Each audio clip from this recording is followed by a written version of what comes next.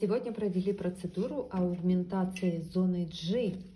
Вот таким прекрасным препаратом у пациенточки будет повышена чувствительность зоны G, она будет более замотивирована жить половой жизнью, у нее уже однозначно будет совсем другой интерес.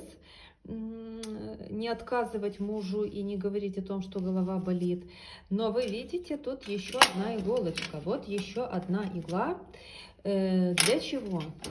Кроме зоны G, я всегда колю еще и капюшон клитора, для того, чтобы повысить чувствительность.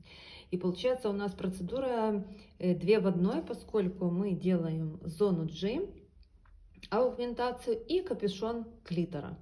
Для того, чтобы повысить чувствительность, даже у тех девочек, у которых есть клиторальный оргазм, мы все равно, повышая чувствительность, мотивируем женщину жить половой жизнью и испытывать ощущения.